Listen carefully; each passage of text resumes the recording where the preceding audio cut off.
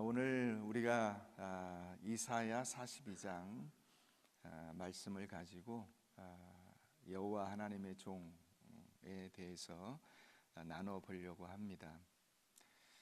리더들에게 그 가지고 있는 리더들이 그 지금 안고 있는 고민이 있습니다. 고민, 딜레마라고 할 수도 있겠고요.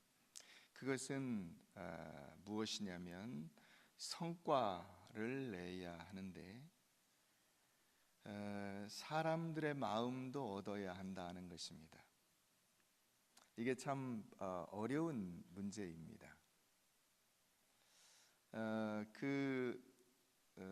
한참 전에 유행했던 그 글래디에이터라고 하는 영화가 있는데, 그 영화에 보면 그 주인공을 일시적으로 이렇게 관리하고 있던 그 검투사의 그 주인이 이 검투사로 변신했던 그 주인공에게 한 얘기가 있어요. 그게 뭐냐면, 그 검투사라는 게 뭐냐면 그 사람들이 이렇게 이 관중, 요즘으로 말하면 격투기 같은 거예요. 근데 죽을 때까지 싸우는 거예요. 그거는 사람들이 그걸 보면서 열광하는 겁니다. 근데 그 주인이 주인공에게 그런 얘기를 해요. 싸움도 잘해야 되는데 사람들의 박수를 받아야 된다. 지금 목숨 걸고 싸우는데요, 사람들의 인기도 얻어야 된다는 거예요. 이게 되겠어요? 그 영화니까 그 주인공이 그렇게 한 것이지 실제로는 참 어려운 일입니다. 성과 위주로 가면 민심을 얻기가 어렵고, 반대로 사람들의 민심을 얻으려고 하면 성과를 내기가 어려운 거예요. 요즘에 논란들이 많이 있습니다만은 박정희 전 대통령의 그 공과에 대해서 논란들이 있습니다. 박정희 전 대통령이 우리나라의 경제 발전을 이루었습니다. 그건 분명한 사실이에요. 그런데 이 사람들의 인심을 이룬 이유는 독재 정치를 했다는 것입니다. 오늘날 대한민국의 경제 발전은 다 그때 시작이 되고 또 그 초석을 닦은 것인데, 한편으로는 사람들의 정치적 자유와 민주주의 발전에 역행하는 일들을 했다는 것입니다. 딜레마가 여기 있어요. 그럼 만약에 그렇게 하지 않았으면 오늘날의 경제 발전을 이룰 수 있었을까 하는 것입니다. 그게 어려운 문제인 거죠. 이제는 그런 식으로 지도력을 발휘할 수 있는 사람은 없습니다. 사람들이 가만 놔두질 않아요. 아마 국내 언론은 말할 것도 없고 세계 언론이 가만히 있지 않을 것입니다. 근데 세계 언론의 비난에도 불구하고 그런 길을 가는 사람도 있습니다. 김정은, 시진핑, 푸틴, 저 시리아의 알 아사드, 이런 사람들 마이동풍으로 가는 거예요. 진짜로 나라를 위해서 필요한 능력이나 용기나 배짱을 가진 사람들, 예를 들면 윈스턴 처칠 같은 사람들, 또 마거릿 대처 같은 사람들, 이런 사람들도 있습니다. 그러나 그 사람들은 그 시기가 지나고 나서 다 국민들에게 버림을 받습니다. 처칠 같은 경우도 당신의 리더십은 전쟁 때에는 유용했지만 이제는 평화 시에는 당신의 리더십은 우리에게 더 이상 유효하지 않다. 그래서 수상직에서 쫓겨나게 되고요. 마거릿 대처 같은 경우에도 철의 여인이라고 하는 별명을 얻으면서 영국 경제 발전을 이끌고 냉전 후에 영국의 그 국가 체제를 공고히 했지만은 그의 이 독선적 리더십 때문에 결국은 역사의 무대 뒤로 사라지게 되는 것입니다. 그러니까 어찌 보면 우리 믿는 사람들은 그 부름받아 나선 이 몸, 그 3절 가사와 같이 멸시천대 십자가는 다 제가 지고 갑니다. 존귀 영광 모든 권세는 주님 홀로 받으시옵소서 하면서 사람들이 알아주던 알아주지 않던 칭찬을 하던 칭찬을 하지 않던 간에 오직 하나님이 판단하시고 역사가 판단해 줄 것을 믿고 나라와 민족을 위해서 또 우리 교회를 위해서 하나님을 위해서 헌신하려고 하는 각오를 가져야만 그 일을 감당할 수가 있는 것이지, 성취와 영광을 다 얻으려고 하면 실패하게 되는 것입니다. 오늘 본문은 여호와 하나님의 종에 관한 말씀입니다. 1절에 이렇게 되어 있습니다. 내가 붙드는 나의 종, 내 마음에 기뻐하는 자, 곧 내가 택한 사람을 보라. 이 구절을 직역하면, 다른 말로 번역하면 이렇습니다. 보라 내 종을, 내가 그 안에서 붙잡을 것이다. 내 마음이 내 선택을 기뻐했다. 이것이 직역입니다. 하나님의 종은 하나님의 선택을 받아 사역을 합니다. 하나님께서 쓰려고 준비하고 계신 그 선택한 하나님의 종, 여호와 하나님의 종을 볼 수 있는 영적인 깨달음과 시야를 가지는 것이 우리에게 매우 중요합니다. 하나님께서 아브라함을 선택하시고 그를 들어서 모든 믿는 자들의 출발점으로 삼으셨습니다.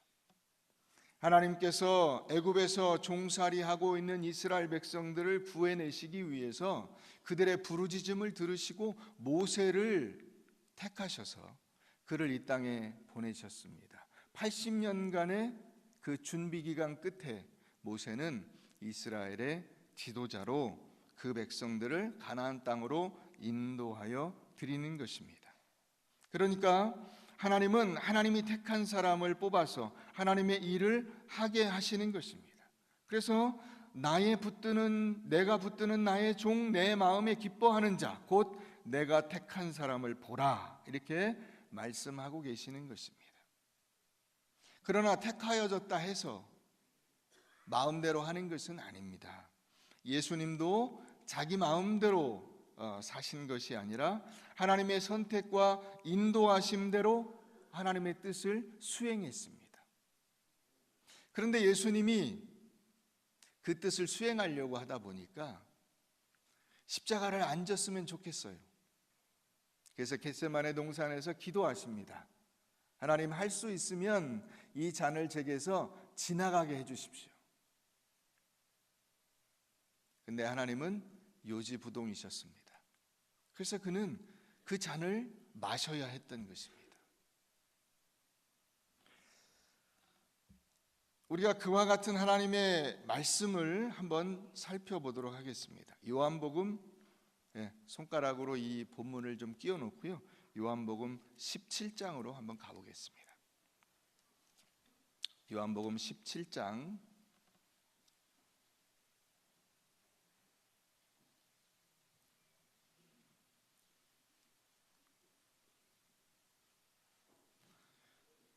176페이지인데요. 2절부터 보겠습니다. 아버지께서 아들에게 주신 모든 사람에게 영생을 주게 하시려고 만민을 다스리는 권세를 아들에게 주셨음이로소이다. 영생은 곧 유일하신 참 하나님과 그가 보내신 자 예수 그리스도를 아는 것이니이다. 아버지께서 내게 하라고 주신 일을 내가 이루어 아버지를 이 세상에서 영화롭게 하였사오니 아버지여, 창세 전에 내가 아버지와 함께 가졌던 영화로서 지금도 아버지와 함께 나를 영화롭게 하옵소서. 세상 중에서 내게 주신 사람들에게 내가 아버지의 이름을 나타내었나이다. 그들은 아버지의 것이었는데 내게 주셨으며 그들은 아버지의 말씀을 지키었나이다. 지금 그들은 아버지께서 내게 주신 것이 다 아버지께로부터 온 것인 줄 알았나이다. 나는 아버지께서 내게 주신 말씀들을 그들에게 주었사오며 그들은 이것을 받고 내가 아버지께로부터 나온 줄을 참으로 아오며 아버지께서 나를 보내신 줄도 믿었사옵나이다. 내가 그들을 위하여 비옵나니 내가 비옵는 것은 세상을 위함이 아니요 내게 주신 자들을 위함이니이다. 그들은 아버지의 것이로소이다. 예수님은 하나님이 그 주신 사명과 하나님께서 주신 그 과제를 수행한다는 거예요. 자기 마음대로, 자기가 마음대로 어디를 가서 누구를 만나고 자기의 능력대로 하는 것이 아니고 하나님께서 주신 그 범위만큼 움직인다는 것입니다. 그것이 이 여호와 하나님의 종의 특성입니다. 그래서 다시 본문으로 가보시면, 보라 내가 나의 영을, 무엇을 줍니까? 나의 영을, 하나님의 영을 내려주신 것입니다. 그래서 철저히 하나님의 권능과 의지와 인도하심대로 순종해서 하나님의 뜻을 이루어갈 수 있도록 만드신 것이다. 그것이 본문의 말씀입니다. 하나님은 당연히 당신이 선택하신 자를 붙잡아 사용하십니다. 사람이 누구에게 붙잡혀서 살아가느냐에 따라서 그 인생이 달라지는 것입니다. 하나님의 종은 하나님께 붙잡힌 자이고 죄의 종은 마귀에게 붙잡힌 자입니다. 칼이 의사의 손에 잡히면 수술의 칼이 되고 사람을 살리는 도구가 되지만, 칼이 강도의 손에 잡히면 그것이 흉기가 되고 사람을 죽이는 도구가 되는 것입니다. 어둠에 잡히면 죄의 종이 되고 어둠의 자식이 되는 것이고, 하나님께 붙잡히면 하나님의 종이 되어 하나님께 쓰임받는 인생이 되는 것입니다.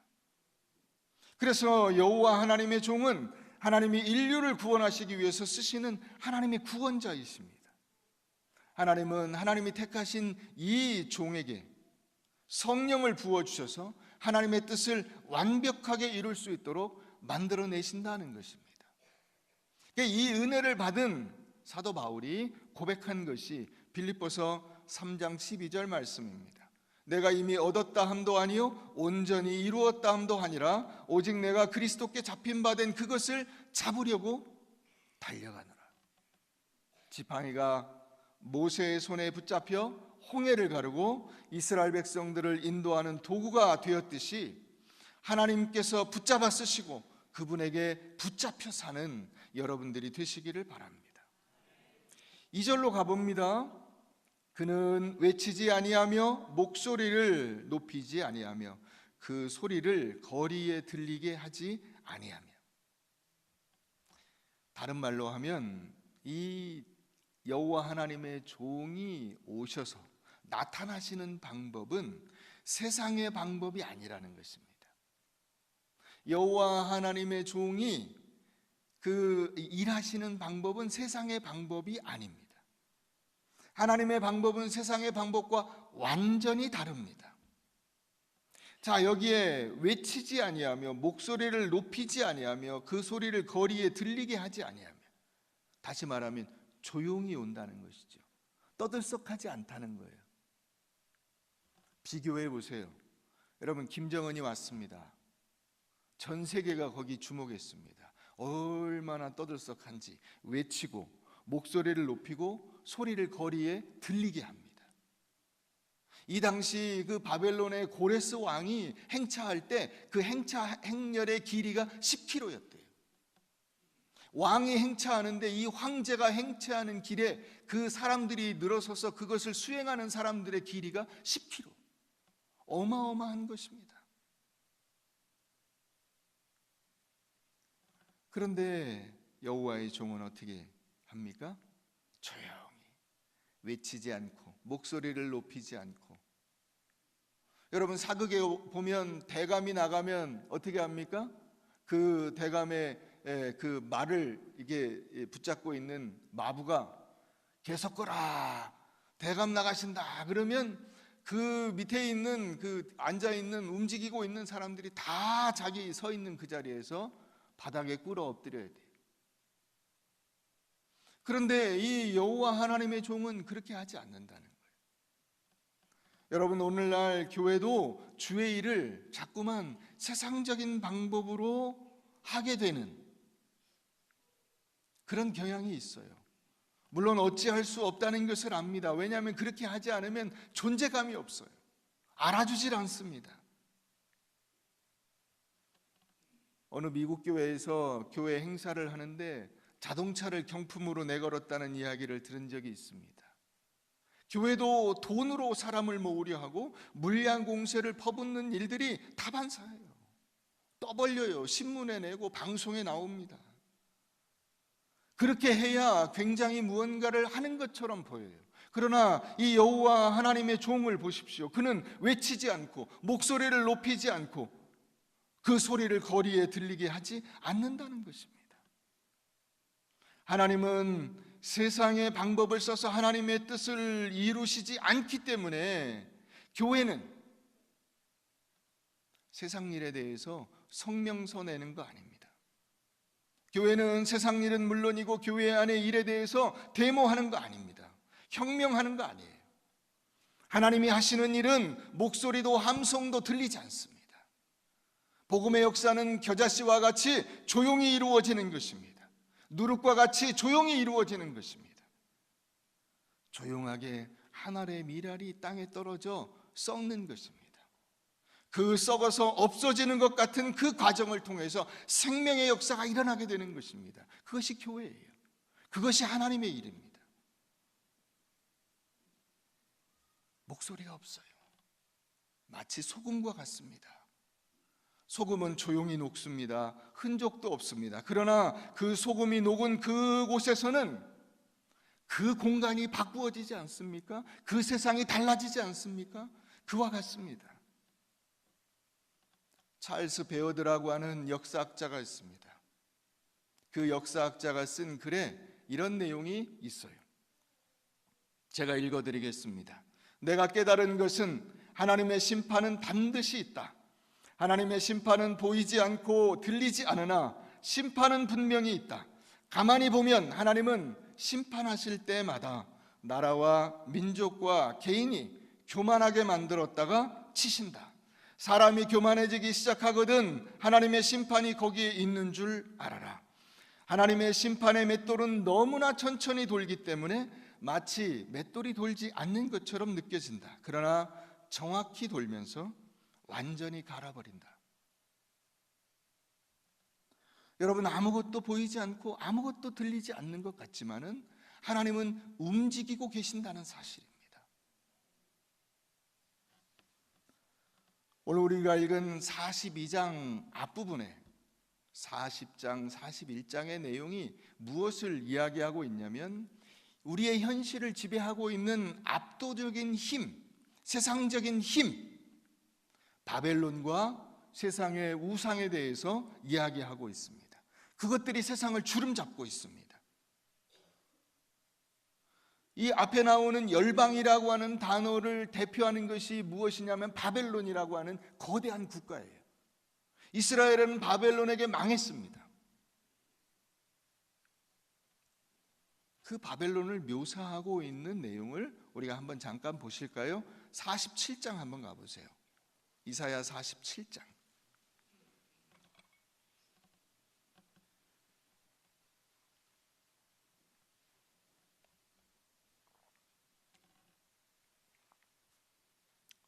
성경 찾아보세요.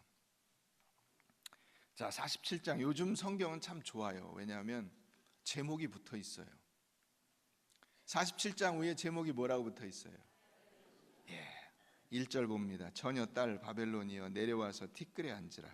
딸 갈대하여 보좌가 없어졌으니 땅에 앉아. 그렇죠. 앉을 자리가 없어졌어요.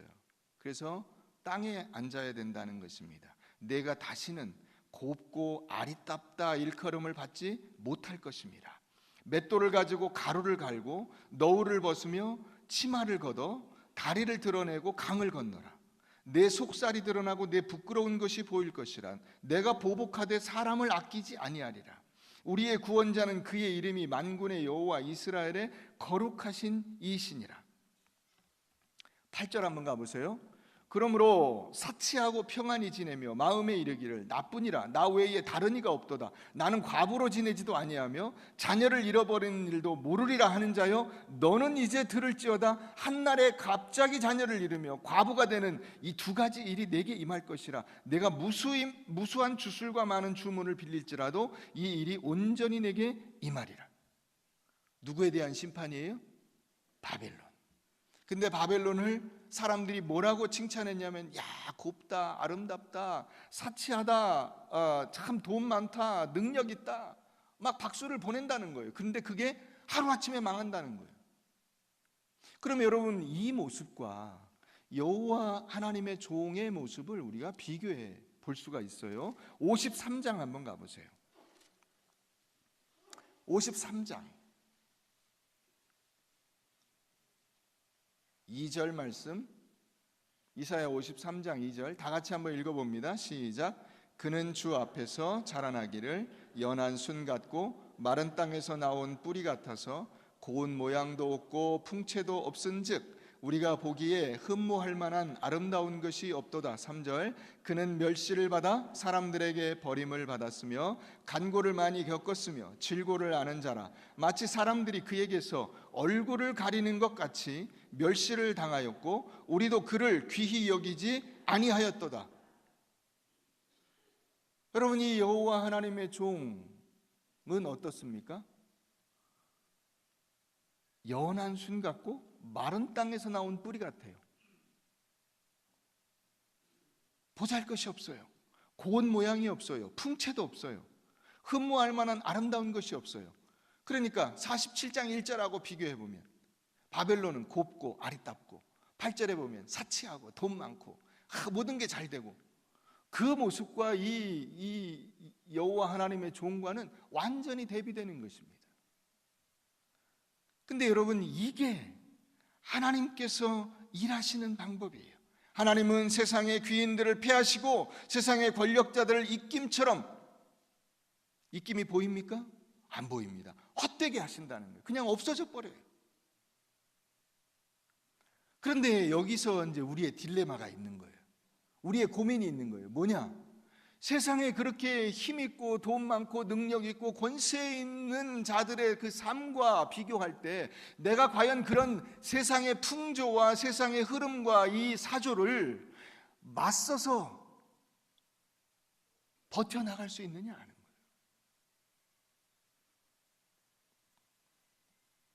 그렇기 때문에 우리에게 여기서 두 가지가 필요해요. 하나는 뭐냐면, 그 하나님의 자녀로서 우리가 처한 그 현실을 세상 사람들과 전혀 다르게 인식하는 것입니다. 다르게 접근하는 거예요. 또 하나는 하나님의 왕되심 앞에서 우리가 온전히 그분의 말씀을 붙잡고 믿음으로 살아가는 것입니다. 그렇게 하지 않고는 이 세상의 풍조와 곱고 아리답고 사치하고 돈 많고 능력 있고 사람들이 그 환호하고 박수하는 그 흐름에 우리는 그냥 우리도 모르는 사이에 휩쓸려 가버리는 것입니다.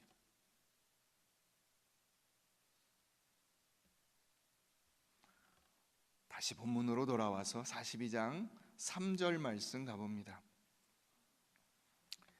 상한 갈대를 꺾지 아니하며 꺼져가는 등불을 끄지 아니하고 진실로 정의를 시행할 것이며. 여러분, 상한 갈대가 뭐냐면, 갈대 아시죠? 갈대는 속이 차 있어요, 없어요? 예, 속이 비어 있습니다. 그래서 힘을 조금만 세게 주면 또 부러져요. 근데 부러지면 다시 세울 수 있습니까? 없습니까? 세울 수가 없어요. 부러지면 그걸로 그냥 끝이에요. 그러니까 우리가 보통 이 갈대밭 이런 데 가면 어떻게 하면 되냐면 발로 그냥 확 밟으면 돼요. 그죠? 부러진 갈대가 있다고 칩시다. 갈대밭에 여러분들이 들어갔어요. 갈대가 이렇게 위로 이렇게 올라와 있으면 헤치고 가면 되는데 이미 부러져 버렸어요. 그러면 발로 확 밟으면 돼요, 그냥. 그럼 밟히는 거예요. 없어져 버리는 것입니다. 꺼져가는 등불이 무엇이냐면, 여러분 옛날 그 어릴 때, 이 중에 이제 연세 드신 분들은 호롱불 아시죠? 거기에 기름을 넣어서 기름이 충분하면 불이 잘 타올라요. 근데 기름이 충분하지 않아서 기름이 다 떨어지면 불이 깜막하고 이게 흔들해요. 파란색 불이 올라오면서 연기가 나요. 그러면 이런 불을 놔두느니 차라리 어떻게 합니까? 불어서 꺼버립니다.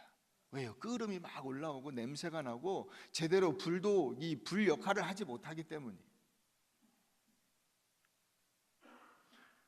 상한 갈대를 꺾지 않으신다는 거예요. 꺼져가는 등불을 끄지 않는다는 것입니다. 연기가 나오고 그을음이 올라오고 이미 꺾어져 버려서 아무짝에도 쓸모없는 존재, 아무것도 없고 아무짝에도 쓸모없는 사람들, 누구냐? 바로 이 바벨론의 포로로 잡혀갔던 이스라엘 백성들이. 아무 힘도 없고 능력도 없어요. 여러분, 포로에게 무슨 힘이 있겠어요? 오늘 우리가 읽은 이 말씀에 정의라는 단어가 3번이 나와요. 이 정의라는 단어는 미슈파트라고 하는 단어인데, 이건 뭘 의미하냐면 재판의 공정성이에요. 공정한 재판, 그게 정의예요. 그러면 여러분 생각해 보세요. 그냥 우리가 일반 같은 나라 사람도 권력자에 비해서 힘이 없는 일반 평민들은 재판의 정의라는 것을 구현하기가 어려워요. 그걸 요구하기가 어렵습니다.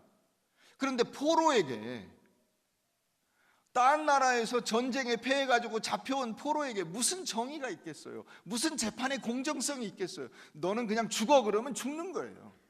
너는 노역 30년 그러면 30년이에요. 아무 공정성이 없어요. 그걸 요구할 능력도 자격도 없어요.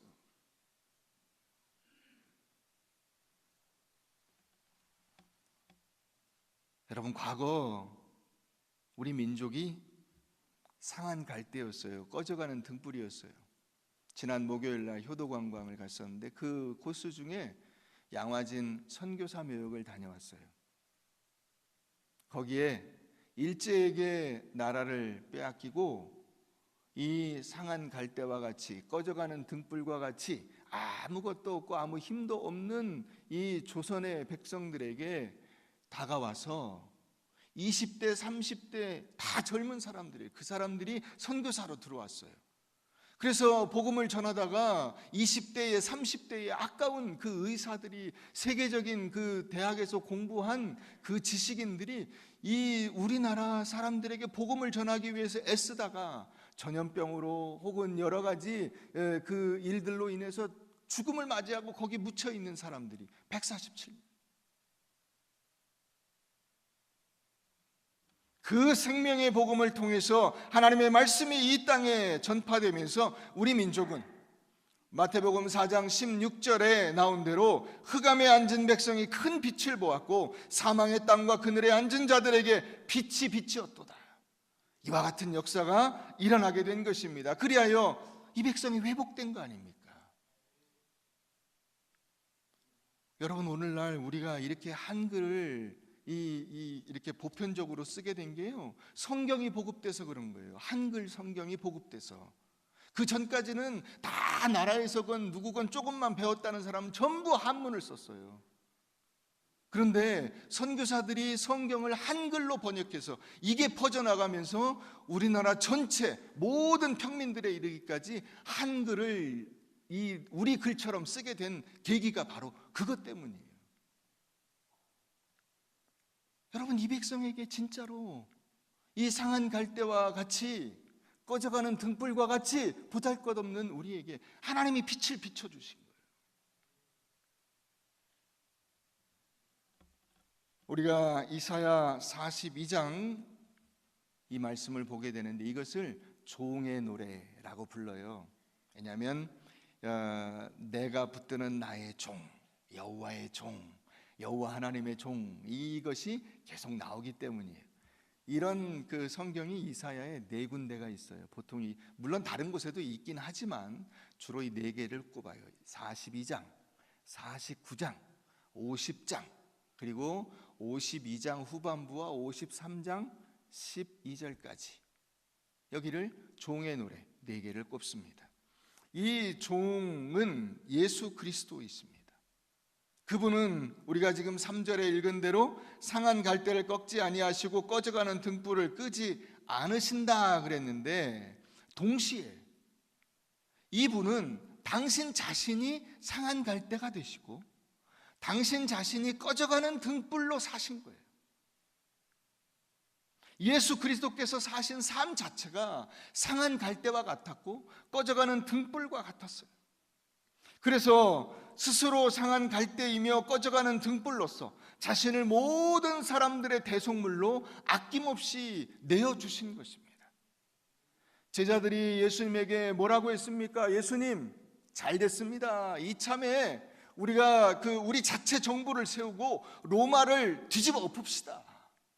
이까짓 거 아무것도 아닙니다. 예수님을 보니까 가능하겠어요.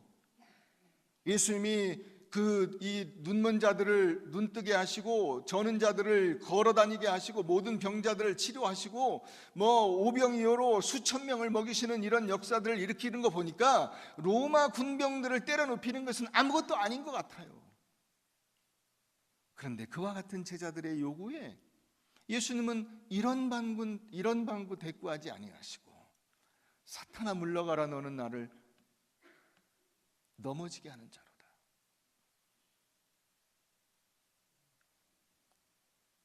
털 깎는 자 앞에 잠잠히 서 있는 양과 같이 당신 자신을 내놓으시고 십자가에 달려 죽으신 것입니다. 사람들이 외칩니다. 그렇게 해서 어떻게 하나님의 정의가 드러납니까? 예수님 좀 정신을 차리세요. 이렇게 해가지고 어떻게 하나님의 영광이 드러납니까? 그런데 그 길을 가십니다. 여러분 8절 보세요. 42장 8절 말씀 다 같이 한번 읽어봅니다. 시작.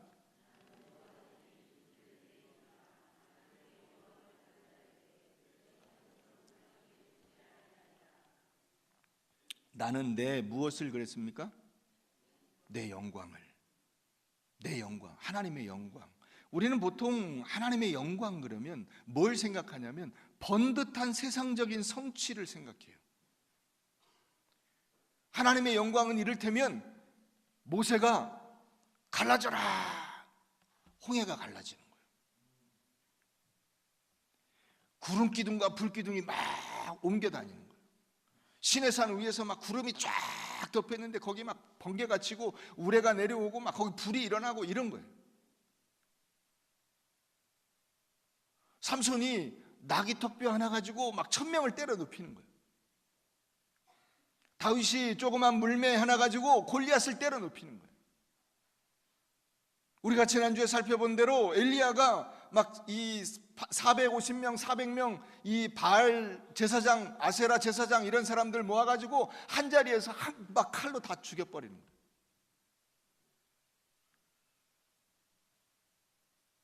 그게 하나님의 영광이냐? 그렇지 않아요. 예수 그리스도의 십자가의 죽음과 부활이 하나님의 영광이에요.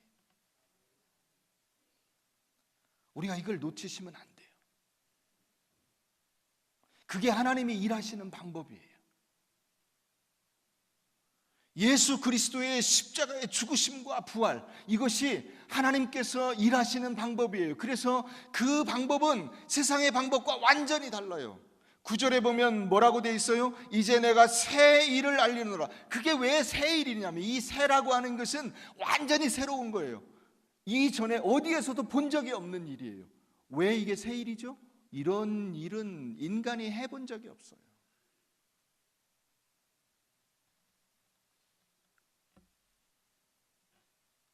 여러분 1절 말씀 끝에 보면 그가 이방에 정의를 베풀리라 그랬어요. 이방에 정의를 베푸시는 것이 무엇이냐면 이방 사람들을 다 모아가지고 그 사람들한테 쫙 그 해방을 선포하고 야 니들 앞으로 잘 먹고 잘 살아라, 이게 이방의 정의를 선포하는 게 아니에요. 상한 갈대와 같이 이 이방은 이스라엘 사람들에게 사람 취급을 못 받는 사람들이었어요. 인간으로 치질 않아요. 근데 그 사람들도 다 구원하시는 거예요. 그게 이방의 정의예요. 재판의 공정성이 없어요, 이방인들에게는. 그런데 하나님이 오시면 그 모든 이방인들을 유대인들과 똑같이 대해 주시는 거예요. 이게 하나님의 정의예요.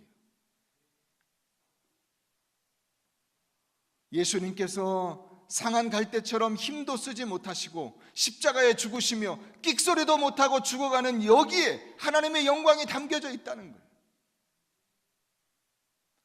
여러분, 예수님이 죽고 나서 십자가에서 그 처형을 당하고 난 다음에 빌라도나 대제사장이나 그 장로들이나 유대의 그 종교 지도자들이 허탈해했어요. 허탈해.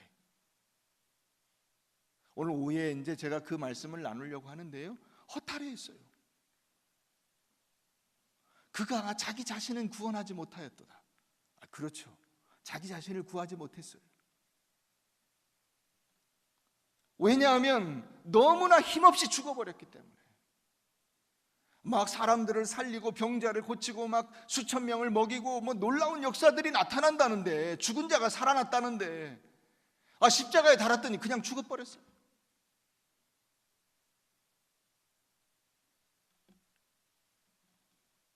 그게 하나님의 영광이에요. 거기에서부터 하나님의 영광이 나타나는 거예요. 예수께서 죽으시고 예수께서 부활하시고 그 부활이 모든 생명의 죽음을 대속하였기 때문에 이 땅의 상한 갈대들이 꺾이지 않고 꺼져가는 등불이 꺼지지 않고 끝나지 않고 생명이 되고 살아나고 새로운 인생을 살아나가게 되는 이것이, 그게 하나님의 영광이에요. 그러니까 이 새 일을 하나님께서 이 여호와의 종을 통해서, 그리고 우리를 통해서 이루어 가신다는 것입니다. 이게 하나님의 방법이에요. 그분이 당하신 멸시와 조롱과 고난과 고통과 죽음과 부활이 바로 하나님의 방법이요, 그 방법으로 이루신 일이 바로 하나님의 영광이 되는 것입니다. 그분은 상한 갈대였지만 꺾이지 아니하셨고, 그분은 꺼져가는 등불이셨지만 꺼지지 않았습니다. 여러분, 그러므로 여러분들이 상한 갈대이거나 혹은 여러분들이 꺼져가는 등불이기 때문에 절망하지 마십시오. 그것은 하나님의 뜻을 이루는 하나님의 방법입니다. 하나님의 영광을 이루는 방법입니다. 나도 여호와 하나님의 종처럼 상한 갈대를, 꺼져가는 등불을 지키고 세워서 하나님의 의를 이 땅에 실현하는 사람이 되어야 되겠다 라고 결단하시기를 바랍니다. 뿐만 아니라 하나님은 그 모순 속에서 공의를 드러내시고, 십자가는 모순 아닙니까? 왜요? 죽어야 산다는 거잖아요. 내가 죽었는데 어떻게 삽니까? 내가 다 망해버렸는데 무엇이 드러납니까? 그게 뭡니까? 베드로가 그걸 외친 거 아닙니까? 예수님 죽으면 무슨 소용이 있어요? 다 끝나는데 그렇게 하시면 안 됩니다 그랬어요. 그런데 그 속에서 하나님의 영광이 드러나고 하나님의 공의가 이루어진 것입니다. 여러분, 우리가 살다 보면 하나님은 안 계신 것 같고 메시아는 헛되이 죽어버린 것 같고, 나는 과연 무엇을 바라보며 살 것인가 한탄하게 되는 상황을 맞이하게 됩니다. 이게 뭔가 도대체? 우리의 삶이란 과연 무엇인가? 여러분, 그러나 그것이 바로 하나님이 일하시는 방법이에요. 하나님의 공의는 반드시 이루어집니다.